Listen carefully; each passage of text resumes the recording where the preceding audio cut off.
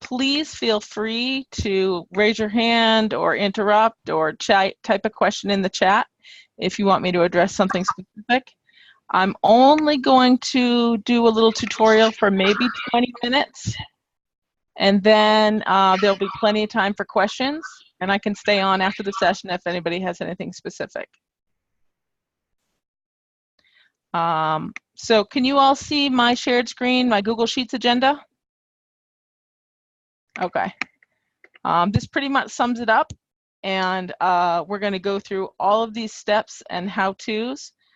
And as Katie was saying, and as Frank was chiming in, Google Sheets, Google Docs, Google Slides, their biggest primary advantage, in my opinion, is that multiple people can edit them at the same time. There are a lot of ways you can share via network sharing, a Word document, or an Excel document, or things like that. But Google Docs, Google Drive makes it very easy to share multiple files with a group and allow multiple people to edit them at the same time. And in a day when people are working at work and at home and at odd hours and from different locations, sharing a shared space can be really valuable, especially in group work, like you were saying, for your students, and in departmental work. I mean, Katie and Jenny and I live in Santa Barbara and New Hampshire and Ohio, and we use Google Docs for all of the things that we share. So that sharing and the sharing of the editing responsibilities is one of its primary benefits. Google Sheets is great because it's free, which means it's accessible to anybody with an internet connection. It works great for smaller spreadsheets, things that are 30,000 lines or less, and that don't require a lot of advanced calculations and additional functionality. They work well for probably 75% of what we need them for in the low-end usage. And they detail the history of the changes really well. You can go into the view revision history. You can undo and redo. You can see who did what even better than you can in a shared network document with Excel or something like that. Excel is better when you have a really large file or a file that has a lot of calculations, because it's done on your desktop. And those calculations and the manipulating of the spreadsheet can be really slow when you're doing it over the internet like you are with Google Docs, and you have to rely on their servers. Excel has some really much better high-end features with graphs and charts and functions. So if you need those, that's when I would choose Excel. And because it doesn't require internet access, it's more reliable, and it can be faster than using a shared document over the internet.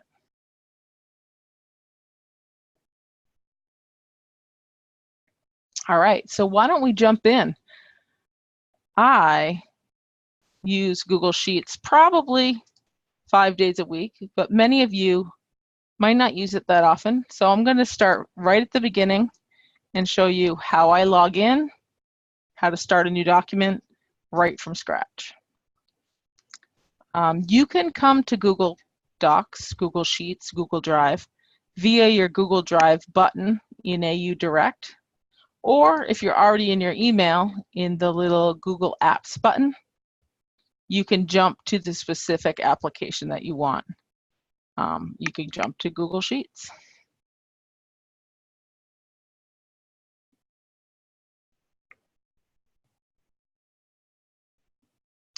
You'll see when you arrive at your Google Sheets, you will have a list of all the sheets that you have access to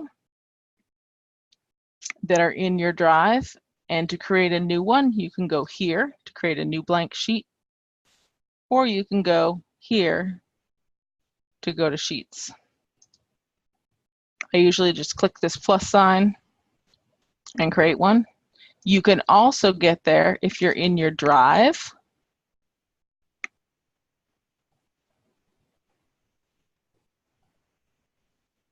You can click this plus icon and choose what kind of document you want, in this case, a new Google Sheet.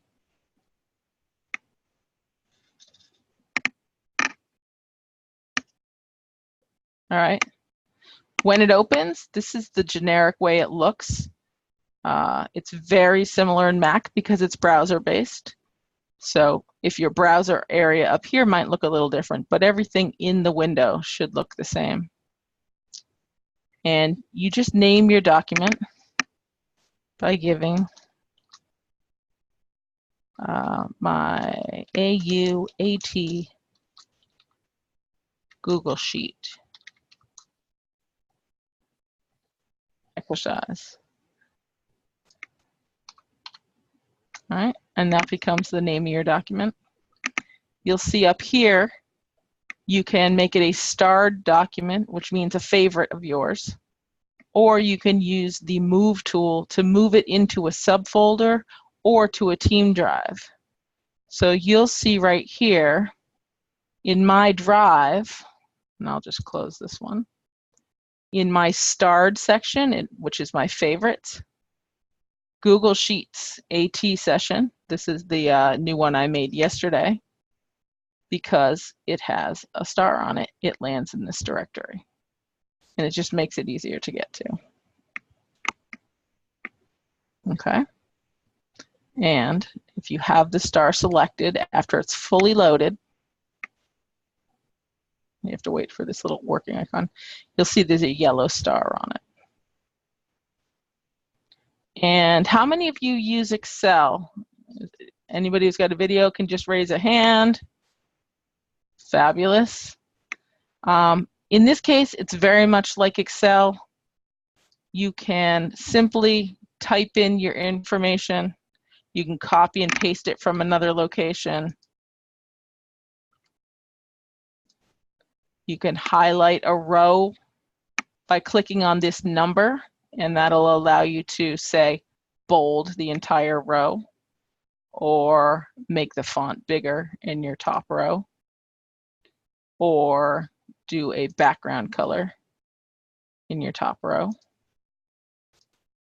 And the cool thing about Google Docs is you can use colors because most people are just viewing them on screen.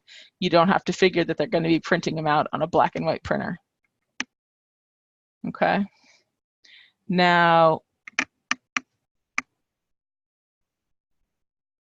you'll see right here, all changes have been saved in the drive. How do you save a Google Sheet? You don't have to. About every 10 seconds or every time you make a few edits, this section will change from, so let me just type in a couple of zip codes.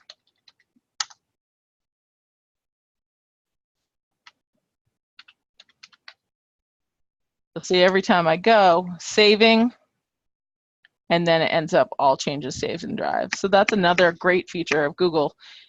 It saves so quickly you're not likely to lose a lot of information unless you have a bad internet connection.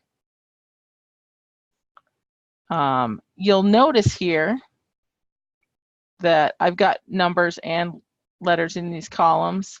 If you want to select a whole column, you can just click on this A, B, C, or D. And you can also give that one a color.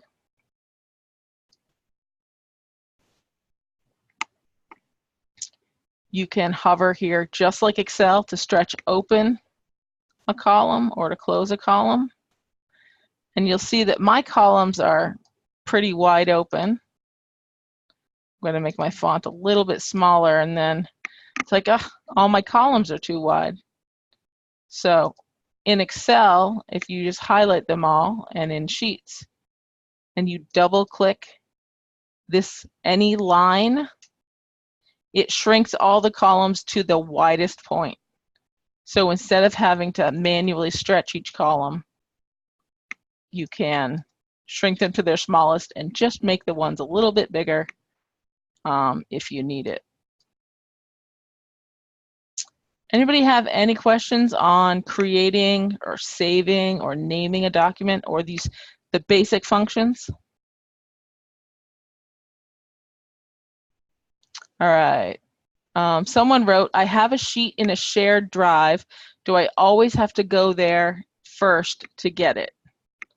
So if you are in your drive and you search, I can search in a whole bunch of different ways. You don't actually have to drill down. So my location is anywhere, and I want to say anything owned by Katie that she shared with me. You can use this search bar at the top of your drive in order to find that file. And then you just go down here and you hit enter.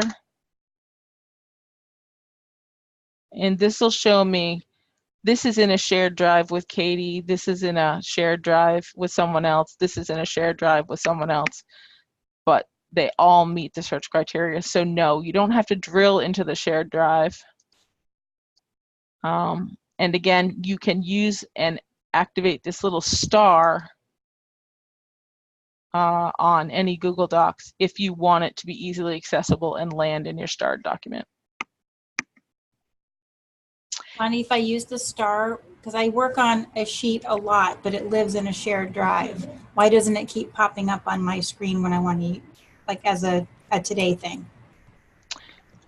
So Google has an algorithm for how they decide, I'm going to close this, what they put on your, I'm just going to go back to the root of my drive.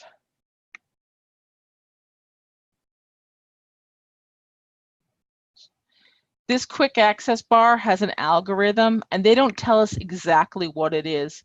It's typically things that you created or edited today, but I'm not sure if it prioritizes things in my drive over things that are in shared drive.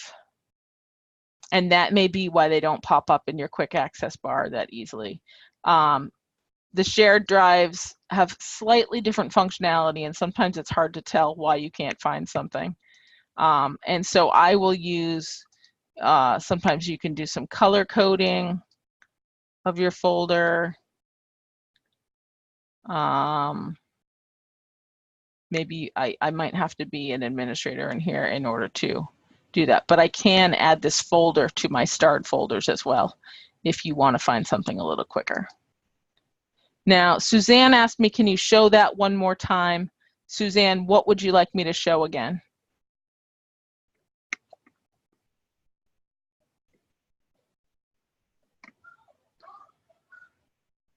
The column widths, okay. So let's look at mine. All right, so let's just say I've come in here and I have these columns of all different widths. If you want to open and close one column, you just hover over it and shrink it or make it wider. But if you want all of them to go to the narrowest width that they need in order to show all the data, you highlight them all using this box. I call this the A1 box. It's the box left of the A and above the 1, and that selects your whole sheet. You hover over any of these lines, it doesn't matter which one, and you double click. And that will shrink all of your columns to the widest bit of text or number in that column. Awesome, thank you. All right, so if you need it even narrower, you can, if you have them all selected, it makes them all the same size when you drag, if they're all selected. If you double click, it makes them the right size for each column. And then you can still customize after that. Let's say you don't, this total credits, you can click on this column, this row, and you can use this word wrap so that it wraps. And then you can adjust the width of the column so that things fit.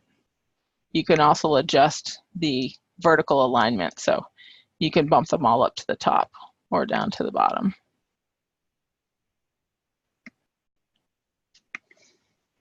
All right, so again. Can you do that the same way with the horizontal lines where the names are? Yes. If you want these all to be a little bit taller, you can highlight them all and drag one wide, one a little bit taller, or you can right click and you can do, sorry, there is a column width. I think it's rolling down off the bottom of my screen and I can't get to it. You can format, I'll have to find the view. This is one of the things in Excel, it's very easy to right click, you do row height, you give it a number and it'll make all of your rows the same height. Right. In here, it's easier just to use your mouse to adjust the row height to whatever you want. And they'll all be the same? If you select all first, Mm-hmm. they will all adjust at the same time to the same height. Okay. If you only select one, then that one will adjust, only that one. Okay, great. So it Thank is you. all about your selection. So make sure you select before you do something. Okay, great. Thank you. All right. Other formatting questions, things you use a lot that you want to know where to find in Google Sheets?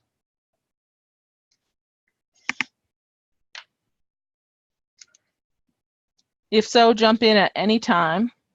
You'll see down here at the bottom, I have three Is there different. any equivalent to like the data analysis tool pack in Excel? Do you mean the charting or No, formulas? the statistical one, the one that does statistics. Not that I know of. This is one of those advanced features. But if you do it in Excel and then need to share it, you can import an Excel document into Google Sheets and it will bring over most of the formatting. I don't know specifically about the data analysis pack, but if you want to do some research with me at some point, we can do some Google searching and find out if they have an equivalent, and we can try importing something from Excel so that you can share it. Okay. So you see down here, this was my blank sheet. You can do multiple sheets in Google Sheet, just like you can in Excel. When you hit plus, it adds a sheet, usually to the right of the one you're on. You can click it and drag it to be wherever you want. You can click it and rename it to be whatever you want.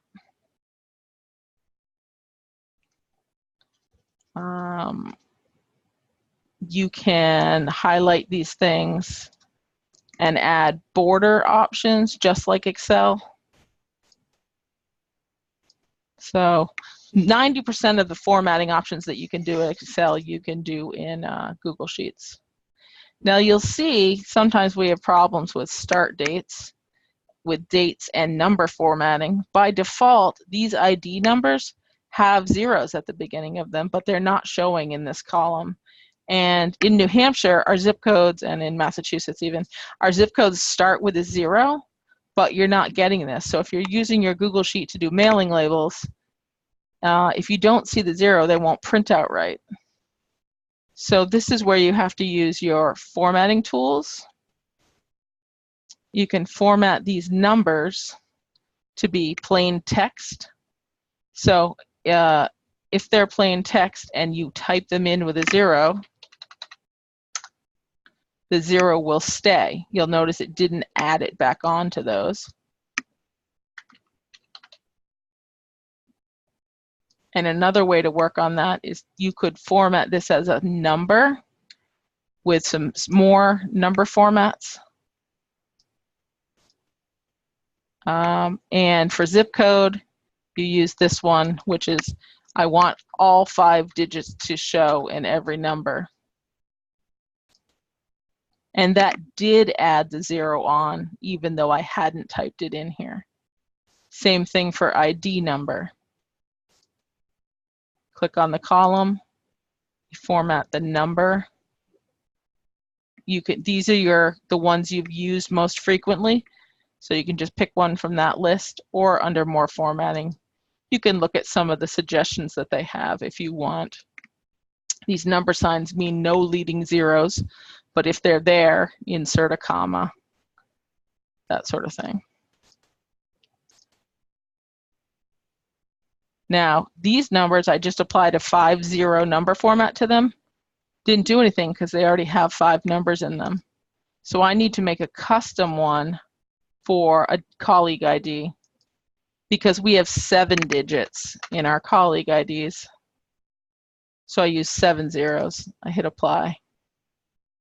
And now my column isn't wide enough. So all I have to do is double click and it will make it as wide as the widest text. Or I can drag it if I want it to be wide. And then I can center them if I want to have a little more padding around everything. The same is true of dates. With date fields, it's much wiser to, I'm gonna just do 2 of them. And date. It's much wiser to format your column before you type in the dates. 9/1/19,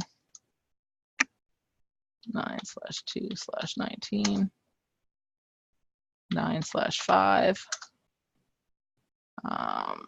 10/20. So you see I can type these all in different formats and they don't format to the same. And when I use the formatting tool, you can format it as a date. It recognizes them. But if you had used hyphens,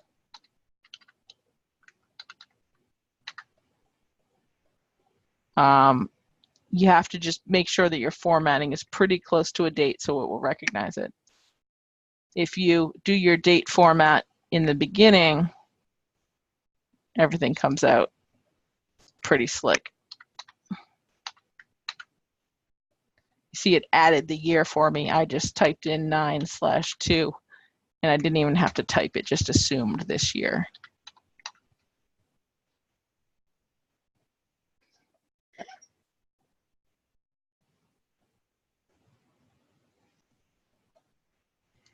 All right. Do any of you use formulas in Excel? Excel formulas are great. I've created these 2 columns for the number of credits these students are taking and the number of semesters their program's going to take. And I will show you how to multiply these together so you know the total credits in their program.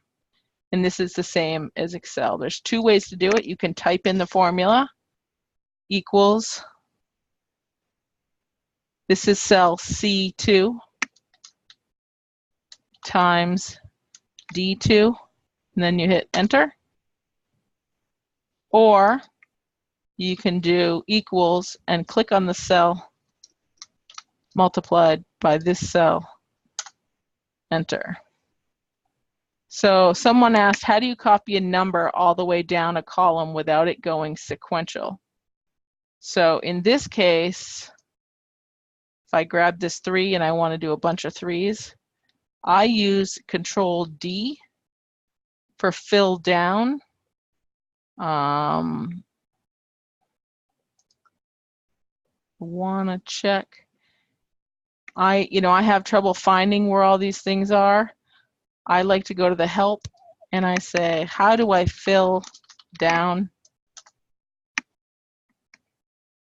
Sheets help?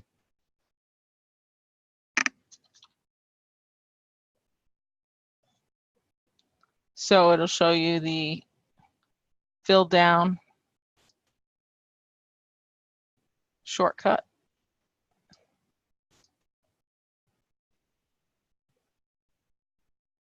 Fill down is Control D. So we can also fill down in menu. Here we go. All right, that's a help. So this help tool is one place to look. I don't always find it the most helpful, but at least it's in your page and you don't have to open a new tab. If you need Google or Bing or whatever search engine you use, Google Sheets, where to find fill down in menu. Almost just type it in English.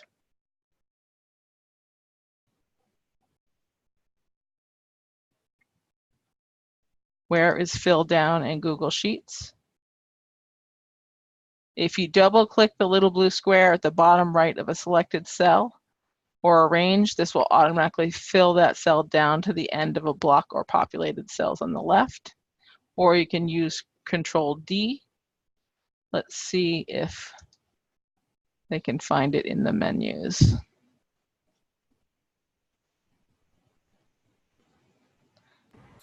When I use the little square and drag it down, it then makes the number keep going up, count up. Okay, so if you do this and you double click right here, No, if I go to that corner and drag that little blue square down.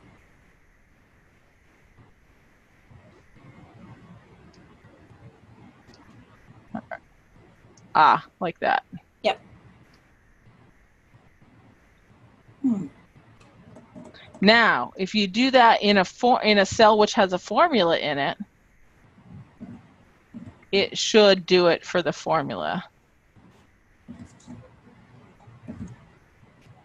Now you see it's taking a little bit of time.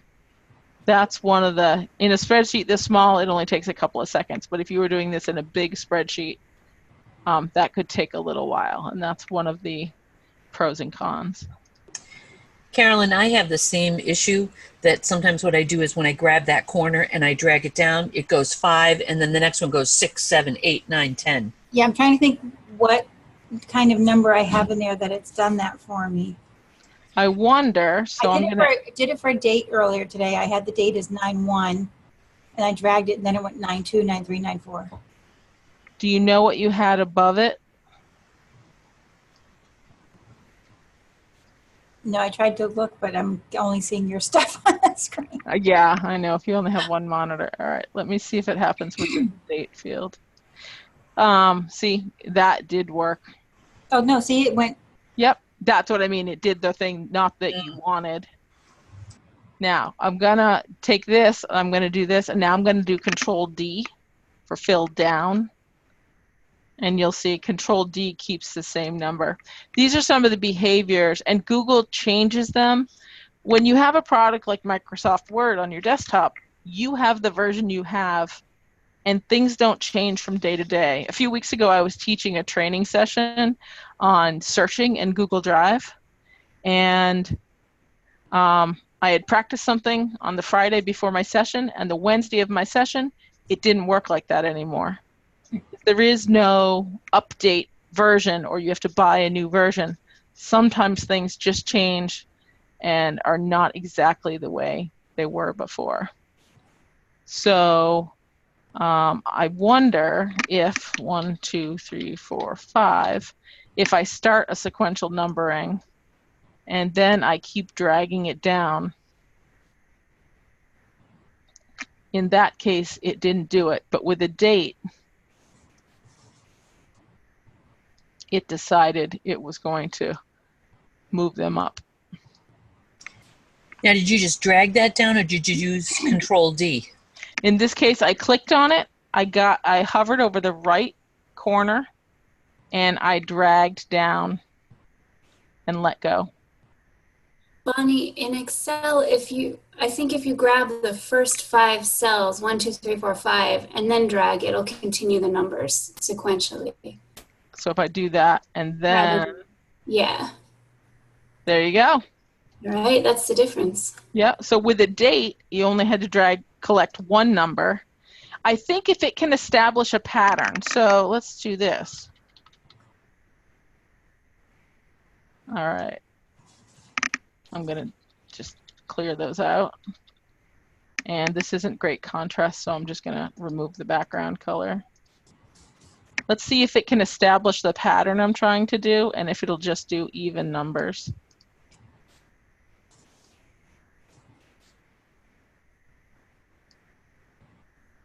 Okay, super. it's like cute magic. trick. You want to do multiples of 3? We can do multiples of 6. We can do multiples of anything you want. And this is great. These are the kinds of features you, if they're not already in your version Excel, can't be easily added without you doing an update. But now I'll be interested to know if Excel will do the same things. And Lindsay, was that you who gave us that tip? Oh yeah, I just do a lot of that. Excellent. Thank you for Excel the does do that. So it must assume when you're doing a date that you want the next date. If Yeah, it's establishing a pattern just by the fact that it's a date. so we have our training sessions on 7/31, 8/7, 8/14. They're not dates, so I've got to format it as a date. This would be every Wednesday. And now, let's see if it will do a week of dates for us. This is the same Wednesday every week. I mean, the same weekday. Now it's thinking a little bit. And no, in that case, it just repeated. And it's because this one I typed wrong, I bet. It couldn't detect a pattern in what I had typed in. And therefore, I think it didn't continue with the pattern. All right, so there's our Wednesday dates for the next 20 sessions we're going to have. That is way cool. I'm sorry, I didn't realize it wasn't muted. All right. All right, I want to stop and see if anybody has any questions. Is there a keystroke for doing the multiplication, or did you have to type in those cells every time? I know there's a sum button at the top. So when I need to do sheets, so I would do Google Sheets. That's called a function.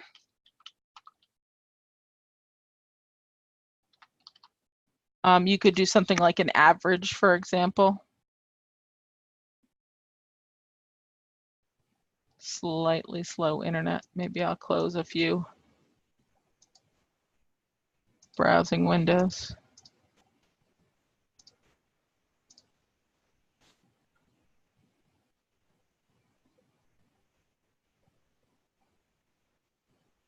All right, it's taking its own sweet time. So if you wanted, for example, I'm just going to change some of these numbers up.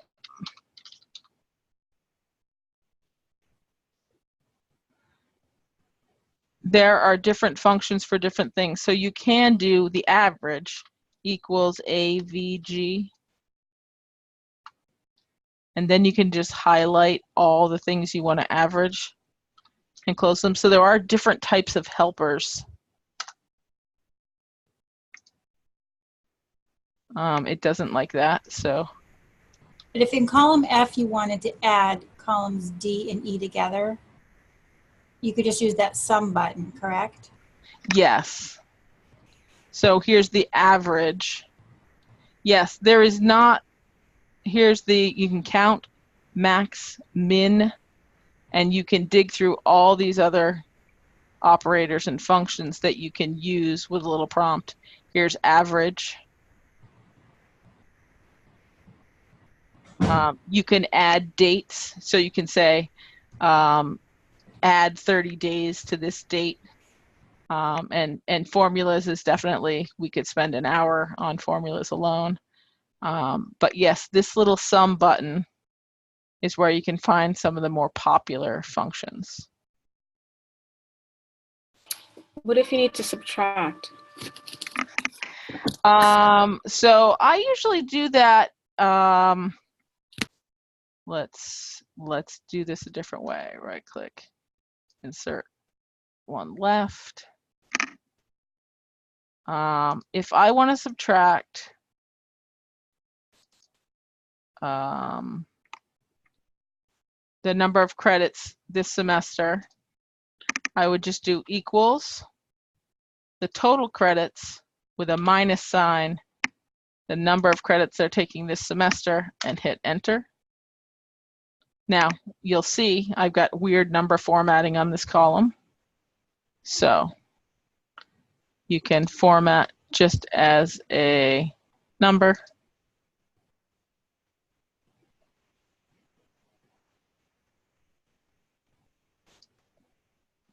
It's thinking about it. Format, number. There we go. And then you can fill this formula down so it subtracts all the other ones. Because you don't usually subtract multiple numbers, I don't know that there is the opposite of a sum function in here. But this is total minus credits.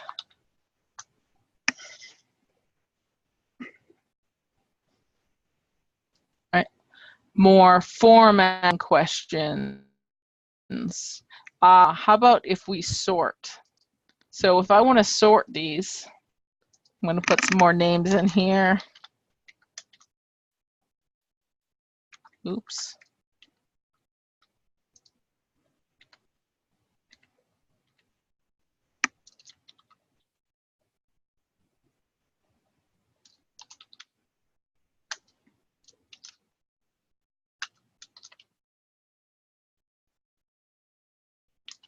I don't know if I spelled it right. Lindsay. If we sort these by name, we can highlight them, data, and I always use sort range because it gives me more functions. I don't always love what these do. So I use sort range and I tell it my data has a header row, has to think. And then I want to sort by name from A to Z. And then I hit sort. And you'll see it alphabetizes that column by name. That's something I use in Excel a lot, is the sort function.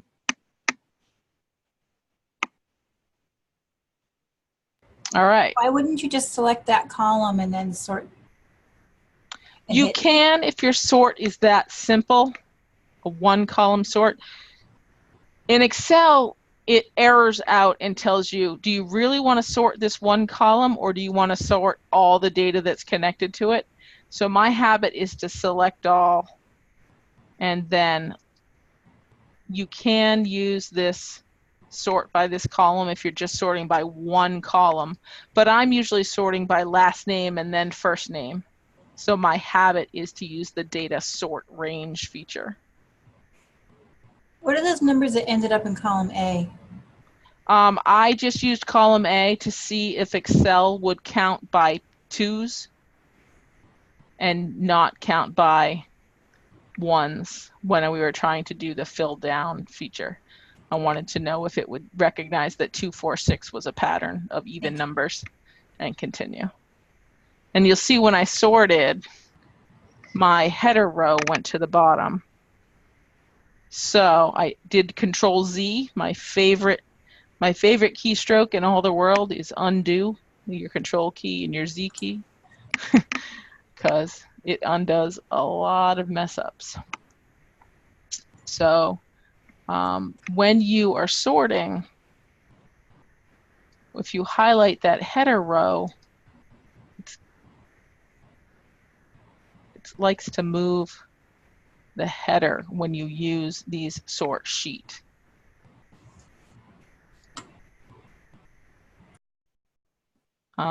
Another thing I love to do is to freeze these rows. I'm going to move this one. Just move it over here. Where I just did a cut and a paste. And then I can right click and delete this column. If I want to freeze the name column and the header row,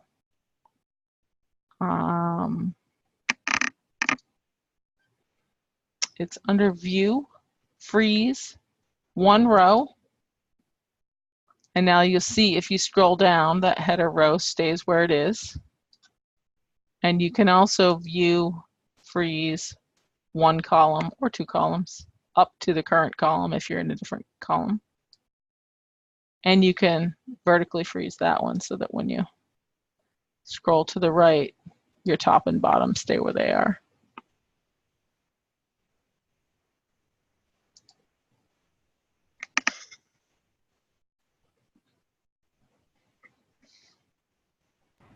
Can you sort the data with those frozen now? Yes. Say we wanted to sort by total credits. Okay, so I highlight them all and I use the data sort range. I have a little more control with the sort range here. I want to sort by total credits, and we can go the most credits to the fewest credits. And then maybe we also want to then, within there, we want to sort by their name. That's what I like about the sort range function. The name is a fixed column though. Nope. It'll still The sort. column itself is fixed, but the data in it can still be changed. It just means that the A column won't scroll and the one row won't scroll. Can't change anything in those. Freezing is not protecting the cells. It's just stopping them from moving.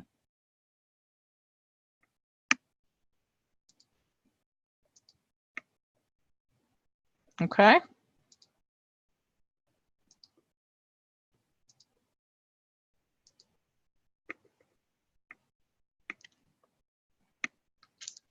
Anybody have any other things they want to know about Google Sheets or even Microsoft Excel, how they're different? Hi, it's Lindsay again. Hey, I've found in the past that when I try to import into Google Sheets from an Excel file, that it removes all my formulas. Have they fixed that, or I guess I haven't tried it in the last few months. Yeah, they have done a lot of changes in the last few months. Every time I turn around, something is a little weird. So let's see what happens. I could check again now. I was just wondering if you knew already. Yeah, I don't know off the top of my head, but I have a billion Excel files. So why don't we show people how to import one? Great. There's a couple of ways to do that. I am opening a folder on my other screen, and I will try to find something with a formula in it. And there's a couple of ways to do it. You can open a new sheet and you can import, or you can just drag and drop. So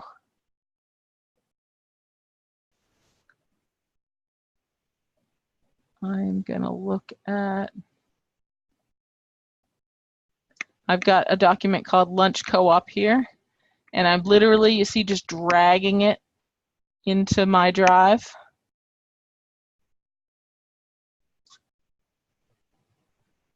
It's gonna upload it as an Excel sheet. So this newest feature, in the past, when you dragged and dropped an Excel document and then you opened it, which I just double clicked that,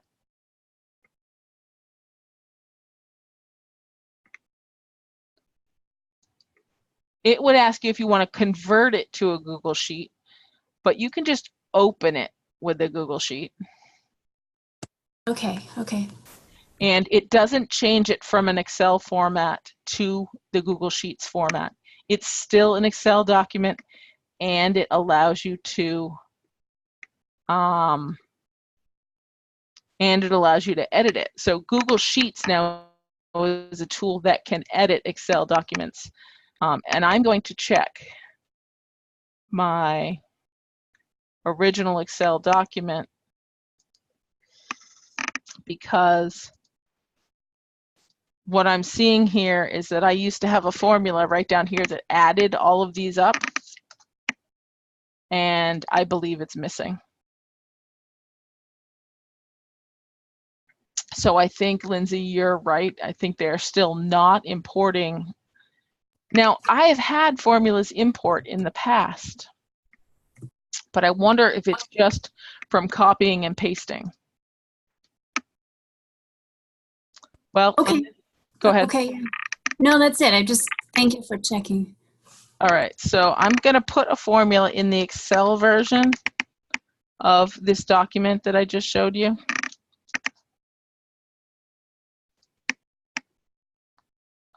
And then I'm going to copy and paste it. Okay. All right, that's what's going on there.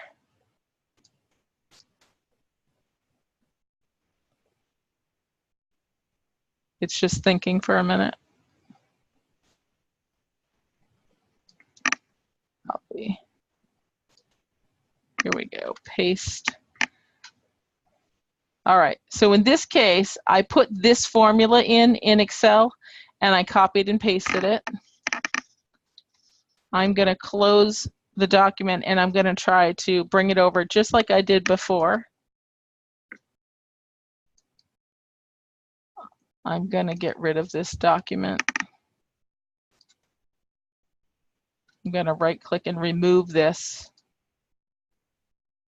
And then I'm gonna drag it over again. This new version has the formula in it. Just copy it to my drive. We'll see if it stays in. Now that was a very simple formula.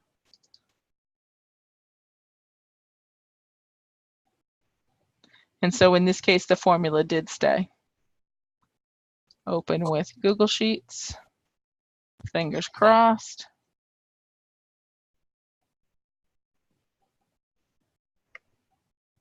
And the formula stayed in there. Let's see if I can hover over it and change it, or if the number just stayed.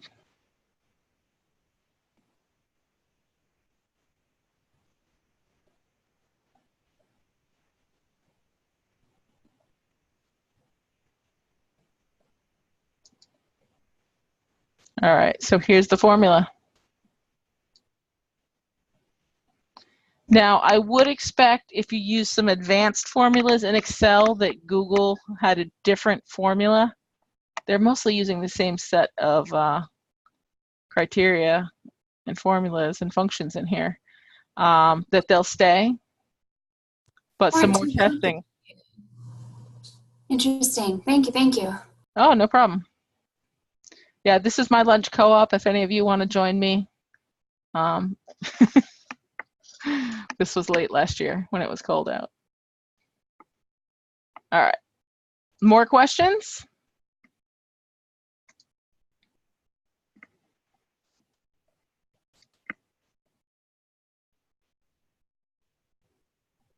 All right, if not, I'll let you all go. I'll stay on for the next few minutes in case anybody thinks of things.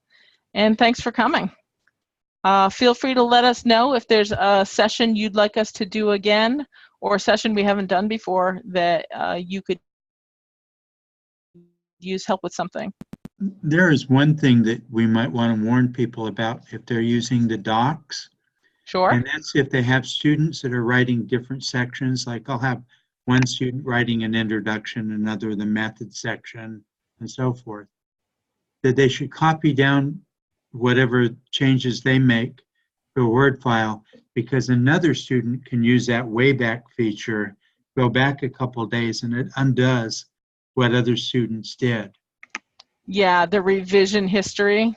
Yeah, so it's best if they always make a copy, so if somebody changes it, they can just paste in what they've already done.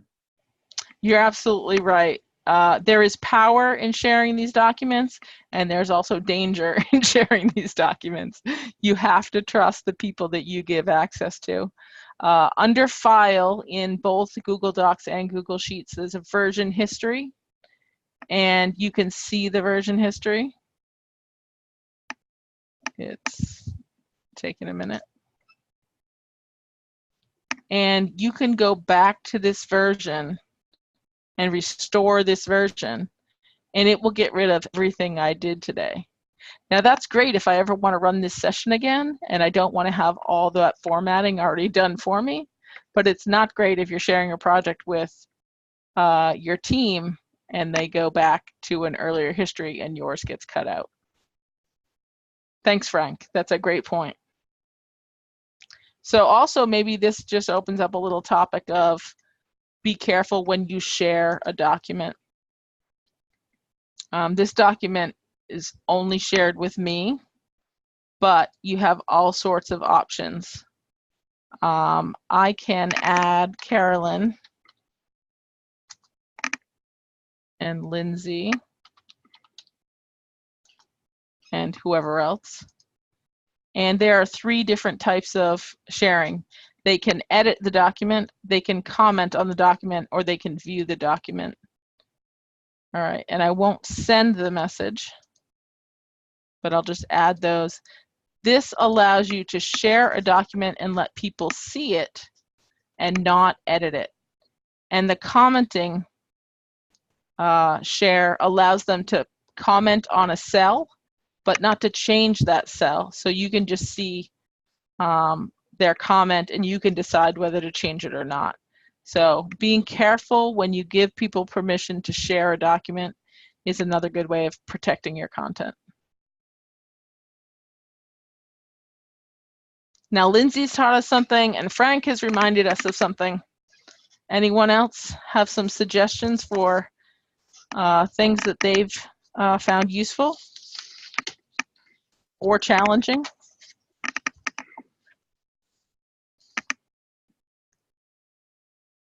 I have one small trick, Bonnie.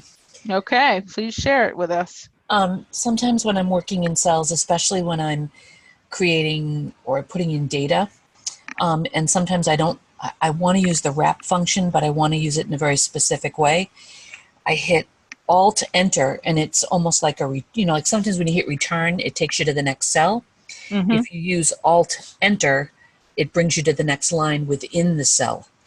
So instead of, you can kind of create how your text wraps within the cell.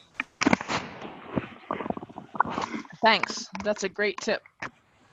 And I use that when I'm trying to write, a big long cell. So if you want to put notes, go here, and then Alt Enter, please put your initials next to your note.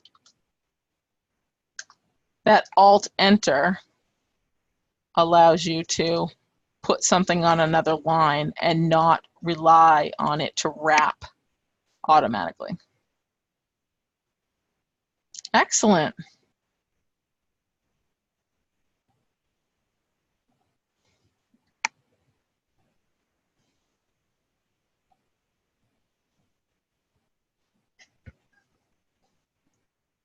Okay, well, that's what I have for Google Sheets. I'll be happy to stay on if anybody has any questions, or feel free to jump off to the next thing you have going today.